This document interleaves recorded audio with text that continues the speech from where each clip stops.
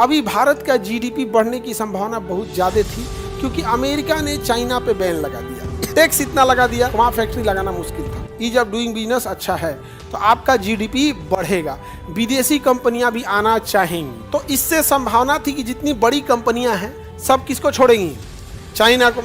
और कहाँ factory लगाएंगी, India में, क्योंकि इंडिया में ना सस्ते लेबर अवेलेबल है। चाइना क्या निकला, समझदार कहिए या सातिर, उसको अपने देश की चिंता है। एक दुश्मन के तौर पे हम लोग को बड़े खराब लगे, लेकिन उसने पाकिस्तान को फिर समझाया कि देख भाई अभी माहौल खराब है, सारी फैक्ट्री भारत में चल जाएगी।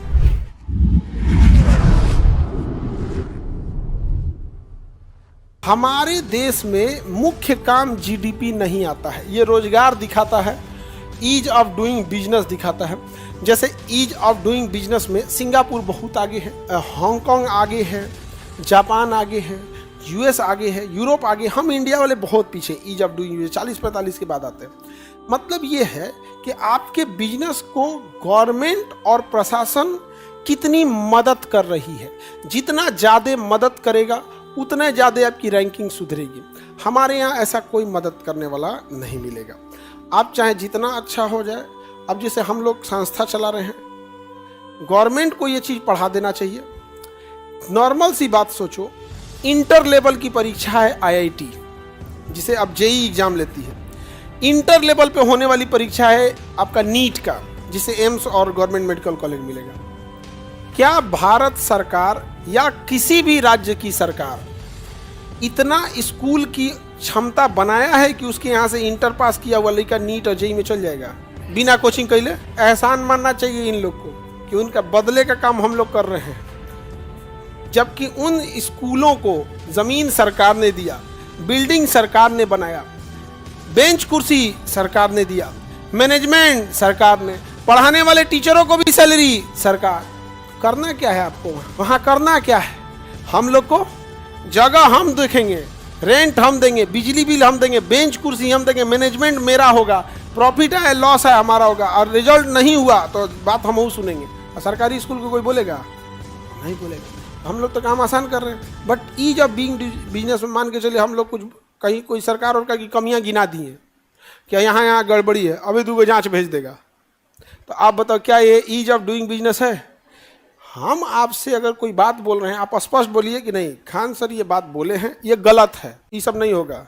बोले क्या है वो, कोचिंग बंद कर दो, कोचिंग कर दो, बंद कर दो। इस सब में ईज ऑफ डूइंग बिजनेस नहीं होता, इसीलिए भारत बड़ी कंपनियां भाग जाती हैं। सर सिंगापुर वगैरह में है, आपका कोई प्रॉब्लम है तो वहाँ डेडिकेटेड डिपार्टमेंट है, उस ग्रीवांस से सॉल्व किया जाएगा। अगर सॉल्व होने वाला नहीं है तो प्रॉपर रीजन बताया जाएगा कि भैया इसको सॉल्व होने में 5 साल लग जाएगा, इतना ईजी नहीं है। इसलिए ज़्यादातर कंपनी कहाँ भाग रही है सर? सिंगापुर भाग रही है, दुबई जा रही है। सर कोई टेंशन नहीं है दुबई में। यहाँ पे इस मामले में बहुत हो रहा है। इस मामले में गुड़गांव एक शहर है, हरियाणा में एनसीआर में आ जाता है, और एक नोएडा है, वो भी ठीक है यहाँ पे। बट अगेन वो भी पॉलिटिक्स से बाहर नहीं हो सकता है। तो इसलिए बाहर बहुत सारी कंपनियां भारत से क्या होती हैं, भागती हैं। अगर आपका ईज ऑफ डूइंग बिजनेस अच्छा है, ईज ऑफ डूइंग बिजनेस अच्छा है तो आपका जीडीपी बढ़ेगा, विदेशी कंपनियां भी आना चाहेंगी, विदेशी कंपनियां भी आना चाहेंगी। अभी भारत का जीडीपी बढ़ने की संभावना बहुत ज़्यादा थी क्योंकि अमेरिका ने चाइना पे बैन लगा दिया, टैक्स इतना लगा दिया, वहाँ फैक्ट्री लगाना मुश्किल था। तो चाइना पे किसने टैक्स लगाया? अमेरिका ने। तो इससे संभावना थी कि जितनी बड़ी कंपनियां हैं सब किसको छोड़ेंगी, चाइना को।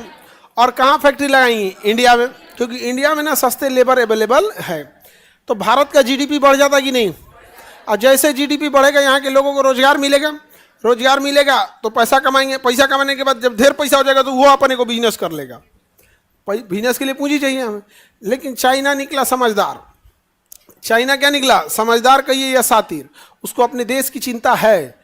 एक दुश्मन के तौर पे हम लोग को बड़े खराब लगे, लेकिन उसने पाकिस्तान को फिर समझाया कि देख भाई अभी माहौल ख़राब है, सारी फैक्ट्रीज भारत में चल जाएगी, सारी फैक्ट्रीज भारत में चल जाएगी।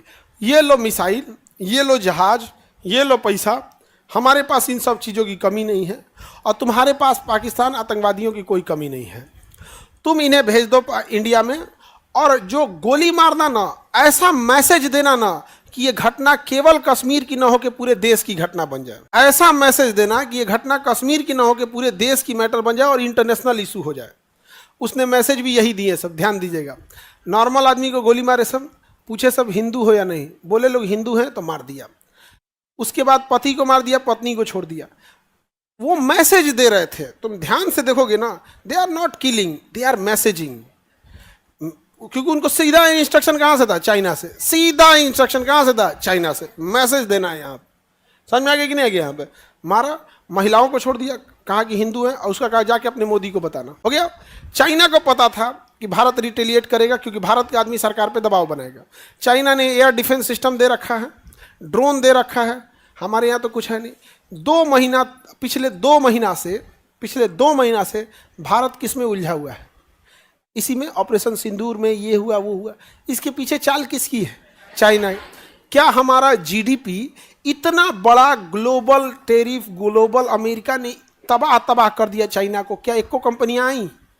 एप्पल शिफ्ट होने वाला था, कोई कंपनी तब इसलिए नहीं आई क्योंकि कंपनियों को इससे मतलब नहीं है कि आपके देश में क्या हो रहा है क्या नहीं, उसका प्रोडक्शन जरूर होना चाहिए।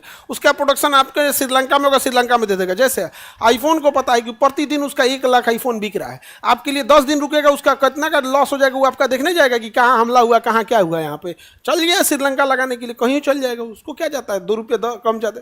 तो हमारा जीडीपी बढ़ने का चांसेस था या नहीं था? एक धर्म को टारगेट किया था सर। अरे हिंदू धर्म को टारगेट किया था, बोलना में लाज कौन चीज लग रहा है? जब उन चोट्टन को, आतंकवादियों को लाज नहीं लगा, तो बोलना में कौन चीज का लाज लग रहा है?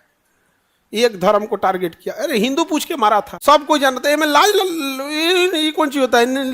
लिबिर नहीं करो भाई, किसी की जान चले गई, तुमको अपनी भाषा की मर्यादा दिख रही है? भाई आप किस जाति धर्म में पैदा होंगे, आपका क्या योगदान है, आपकी क्या कसूर है? मारा वहां पे। हम लोग को लग रहा था कि कौन कर रहा है? पाकिस्तान कर रहा था, पाकिस्तान। लेकिन मास्टरमाइंड कौन था? चाइना। और हमेशा नेरेटिव की लड़ाई में पाकिस्तान पता नहीं क्यों भारत को, मतलब अभी देखो लड़ाई हुआ या नहीं हुआ इस मैटर से हट गया, पहलगाम हमला हुआ ये मैटर हट गया, हमारा राफेल गिरा है कि नहीं गिरा है। मतलब यार तुमने आतंकवादी भेजा था यार, सपोज करिए कि हमारा एक आध जहाज पर मिसाइल हिट हुआ भी होगा, तो इसमें छुपाने की 2-4, आज तो मुंह छुपा लो, या तो 20 गो उसका गिरा दो तब को, मेरा 2 गो गिरा उसका 20 गो गिरा। हमारी जीडीपी बढ़ सकती थी कि नहीं? जितनी विदेशी कंपनियां वगैरह आती है आ सकती थी। टेस्ला इंडिया में आ रहा है लेकिन कारखाना नहीं लगाया है। तो नितिन गडकरी जैसे प्रधानमंत्री मोदी जी के 3-4 को एकदम स्ट्रांग हाथ है, जैसे तो जयशंकर साहब है, अमित शाह है, नितिन गडकरी कहे कि सुना है इलॉन मस्क, तुम अपना तसला लेके यहाँ आओ, लेकिन ये तसला अगर भारत में नहीं बनेगा तो 100% टैक्स लगाएंगे। 35 लाख की गाड़ी है, 35 लाख टैक्स है। नितिन गडकरी, हम क्या कहते हैं, ऐसा दिलेर मंत्री होना चाहिए। दुनिया के सबसे रईस आदमी को कह रहा है कि फैक्ट्री लगाना है तो लगाओ, नहीं तो जितना का गाड़ी उतने टैक्स लेंगे तो अब्बा ना बचाएंगे। और ट्रंप साहब चिल्लाते रह गए, लगा दिया उस इंसान ने 100% टैक्स, 100%। हमको क्या चाहिए? दिलेर आदमी चाहिए। सर झुका के क्या करेगा आदमी, मेव मेव करके।